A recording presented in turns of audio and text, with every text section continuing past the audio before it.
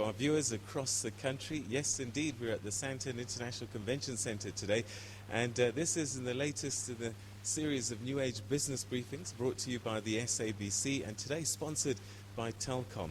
And of course, our guest and the lady in the hot seat is the Minister of Science and Technology, Mrs. Naledi Pandor. A lot of issues on the table, but I think the one that we've all been talking about is more like winning the Olympics when we won the square kilometre array, and we'll be unpacking that.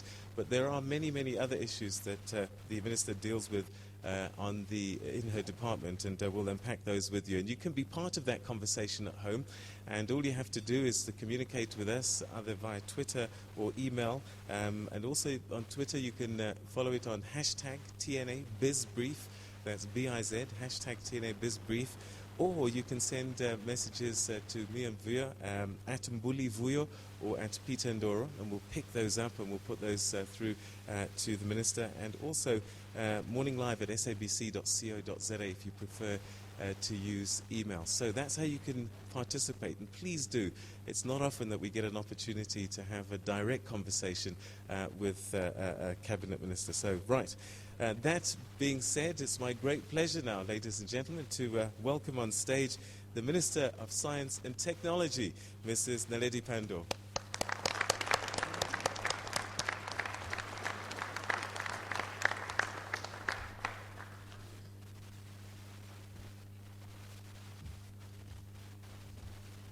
Thank you very much, Peter, and thank you to Morning Live for allowing us to have this opportunity to speak both to our guests here this morning as well as to the general public of South Africa.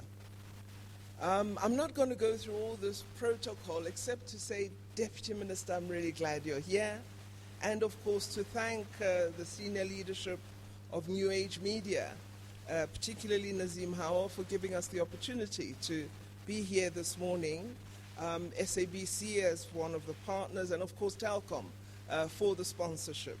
I note that there are many of our stakeholders in the science system present here this morning.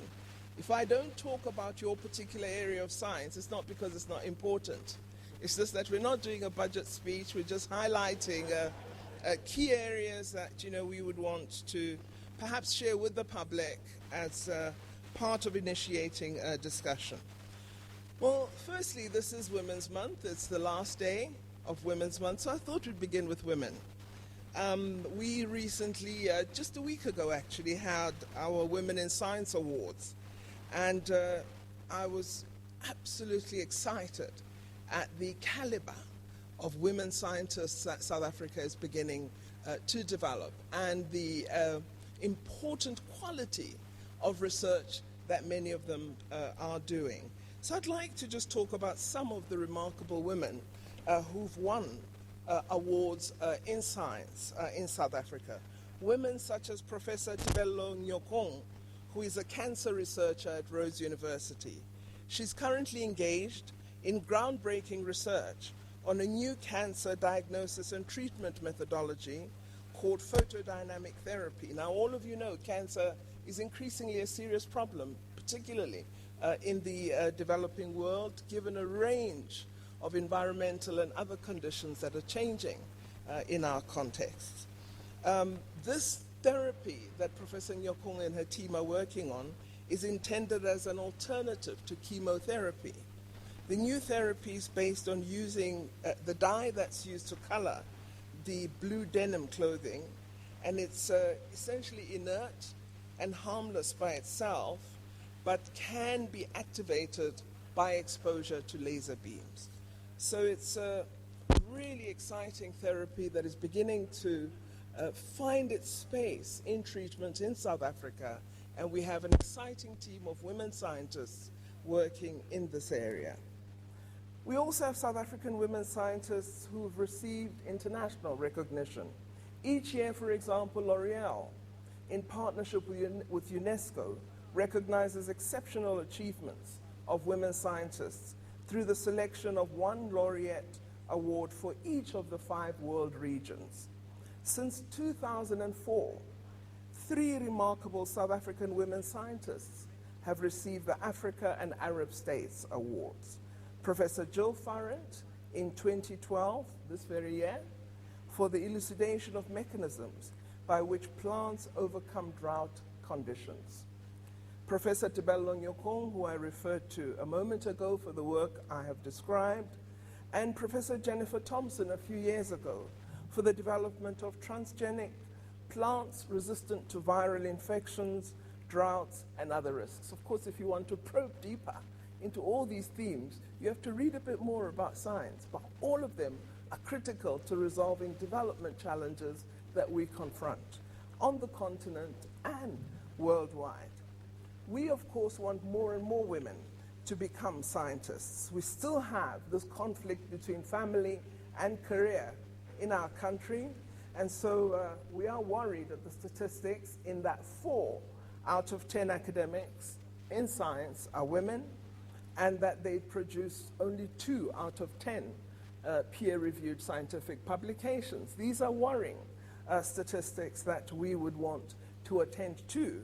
And even looking deeper at the department itself, Director General, that you're here, we find that only 1 in 5 of our prestigious South African research chair professors is a woman.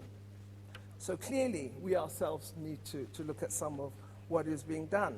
And women still receive far fewer research grants from the National Research Foundation than their male counterparts, Dr. van Jasveld. So we'd like that to be addressed as well. So clearly, we need to do much more, and Women's Month should remind us that there's work for all of us to do. But let me perhaps talk about some of what we're doing with respect to engendering new economic opportunities in South Africa. Because while indeed we want to train more scientists, we also are concerned about the industrial condition of South Africa and would want to contribute to economic growth as well as to ensuring that the attributes of our country, particularly our mineral and other resources, are used for enhancing growth and opportunity in our country. One of the exciting programs that we have is the Hydrogen South Africa program, HySA. We initiated this program 4 years ago. It's research and development which is directed toward building a new set of industrial opportunities for South Africa. We intend to establish a South African fuel cell industry in order to ensure that we can service the entire sub-Saharan Africa in creating a vibrant new energy fuel cell industry. Of course, we use here our strategic edge of having large platinum resources, which are key catalysts in hydrogen fuel cells. We've established a company, Clean Energy, and we're working in very close partnership with Anglo Platinum and an international company, Altergy Power Systems, in order to begin this industry in our country. We're still at the market development stage, but we've already sold 18 fuel cell backup power systems to Vodacom in our very own country. So we are showing we have a viable industrial opportunity present right here. We've also established centers of competence at a number of our universities and have secured partnerships with private sector companies abroad. We're looking at really exciting opportunities in penetrating the global fuel cell market. And we're currently negotiating a deal, I don't know if I should reveal this, with an international company for the commercialization of a hydrogen storage machine. So our scientists in the Hydrogen South Africa program are doing extremely exciting work which will create a new industry, new jobs, and new companies in South Africa. Let me move on to health. One of our inadequacies is that we continue to import active pharmaceutical ingredients, which are the key for production of antiretroviral medicines as well as other pharmaceutical products. So we've agreed that we are going to establish a plant in our country for the production of active pharmaceutical ingredients. We've established a company, Getlapela, through Nexa, and we will be partnering, we've announced this already, with a Swiss pharmaceutical company, Lonza, and we hope that we will attack this inadequacy of APIs in our country and stop the import of over 70% of the APIs used in the pharmaceutical industry at a cost of millions of dollars spent by South Africa. So we mustn't rely on others. We've got to become increasingly self-reliant and use our intellectual resources to respond to the inadequacies that we are confronted with. We intend to address our HIV/AIDS supply in our country, develop a far more secure supply, but ensure as well that we become an exporter of pharmaceutical products rather than an importer of products from elsewhere. Now then, most exciting is, of course, the work we're doing in the astronomy sciences. You've asked us to speak about the SKA. We've done this many a time. We have made astronomy a priority science mission for South Africa. We are home already to Southern Africa's largest telescope, SALT, which is the biggest optical telescope in the Southern Hemisphere. So, for our guests this morning, Peter, let us explain that we have optical telescopes, and when we're speaking SKA, we are referring to a radio telescope. There's a distinction. There are different types of instruments that you use for astronomy science research. So let's talk a little bit about the radio telescope. The most significant radio telescope ever built will be built in South Africa and our 8 partner countries, as well as the other bidder, Australia and New Zealand. But let's not say a lot about them. Let's talk about ourselves today. So May 25th, Africa Day. We're all waiting with bated breath. What's the decision? And we got the wonderful news that South Africa and its 8 partner countries, along with Australia and New Zealand, had been selected to host the Square Kilometre Array, which will be the world's most powerful radio telescope. Now, let me just correct something. I saw in a newspaper, which shall remain unnamed, a little bit of a misunderstanding of all of this. The Square Kilometre Array is not yet built. What we're building at the moment is the precursor, an instrument that will lead to the Square Kilometre Array, the big thing. The Meerkat is our precursor, our demonstrator that we can do it. And when the Meerkat comes into operation in 2016, it will at that time be one of the biggest radio telescopes in the world. But it is the demonstrator, the big thing. The Square Kilometre Array will be over 3,000 dishes. The Meerkat will be 64. And the first part of the SKA will be adding 90 more antennae to the Meerkat, which we will have built. So the Meerkat is our precursor to the big thing, the Square Kilometre Array. We've begun with plans for the construction of the Meerkat telescope, and we'll begin laying down the antennae from 2013, early next year. There's a great deal of excitement overseas regarding Meerkat's potential, and we have a number of leading astronomers who've already booked observation time on the Meerkat. It's not built yet, but already over 500 researchers have booked to utilize it. And I'm told by the team that in fact there isn't any observation time left, but it's not yet built. That's how good South Africa is. That's how good our engineers are. That's how good our scientists are. And it's excellent because no one would book to use Meerkat if they didn't think we were good. The fact that they want to use it is an illustration of the confidence they have in South Africa's capabilities. And I believe our astronomy scientists, our researchers, our engineers need to really be congratulated for what they have achieved thus far. What I think really excites me is the potential of astronomy to be a valuable vehicle to encourage a greater interest in scientific careers among young people. Astronomy is proving to be an important instrument for science education in terms of the excitement it generates among our youth. Which young person doesn't want to discover a star? Which young person doesn't want to have a star named after them? Which young person doesn't want to be the first to see that particular galaxy? So we are really thrilled that this science of astronomy can be a boost, a foundation for building the level of science interest and career that we want to see in our country. So we were really excited when South Africa not just won the SKA bid, but was also selected by the International Astronomy Union to be the dedicated international office for the development of Astronomy Sciences Office. So we are thrilled that our country has been asked by the International Astronomy Union to establish the Office for Astronomy Development right here in Africa, supported by the IAU.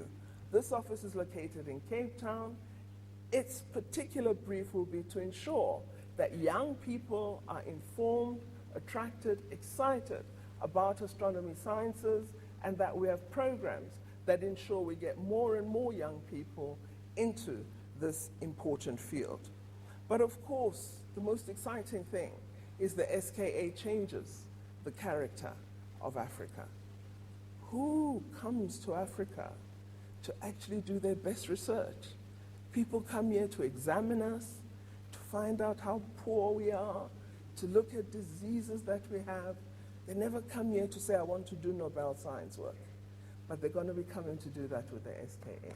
Absolutely. An absolutely different image of the continent. Not here to exploit our diamonds, our gold, our platinum, but here to say, I want to do iconic research on an iconic instrument because I wish to win a Nobel Science Prize and say I won it through the SKA built in South Africa. Changes the whole image, both of ourselves, South Africa, but the continent as well. We also are planning not just to involve 9 countries in Africa. We would like all 54 to become part of the Astronomy Sciences Project. Hence, we are busy with our plans to develop an African very long baseline interferometry network to contribute to the global radio astronomy programs. Just as we're building undersea cables throughout the continent to connect the continent to other broadband facilities throughout the world, so with the astronomy sciences, we build a VLBI network that will connect our astronomers to astronomy networks throughout the world. We already have over 100 million provided to us through the African Renaissance Fund, which will allow us and all countries in Africa to begin to be part of this VLBI.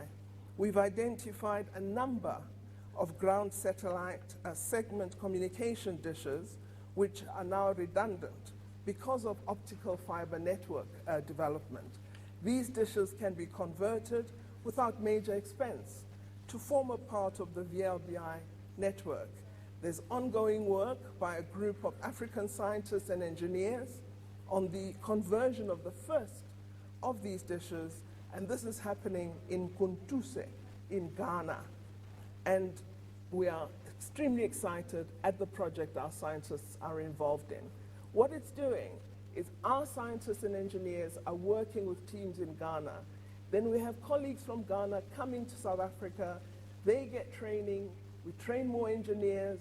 They go back and work on their instrumentation. And so we are expanding human capacity on the African continent and ensuring that South Africa plays its full and proper role in the development of Africa and doesn't only become a drain on the continent, but actually provides capacity to ensure that Africa develops in its entirety.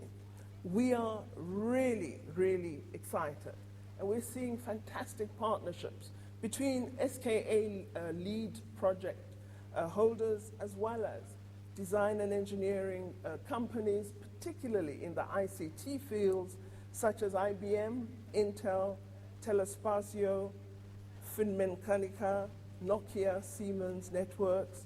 There are opportunities even for telecom. We're working with telecom very closely, and the farmers are asking us, telecom, if you can help them with communication in Carnarvon and Williston, and we're hoping telecom will respond. But there are massive opportunities for South African-based high technology content companies. And of course, many of them are not here because they don't know about SKA, so they won't get our contracts. But those who are here probably will be considered. These are then some of the major initiatives that the Department of Science and Technology has undertaken in our quest to build a knowledge-based economy. In conclusion, let us say, while indeed we must continue to ensure, as we create opportunity, that we attend to labor-based opportunities, because our skills level in our country require us to focus on that.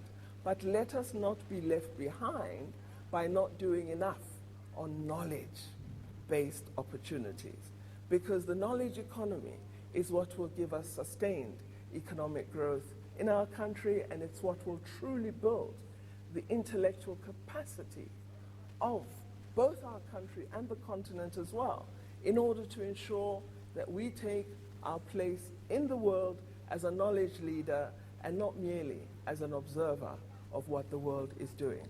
So thank you very much for the opportunity, and do watch the science and technology space. Thank you very much.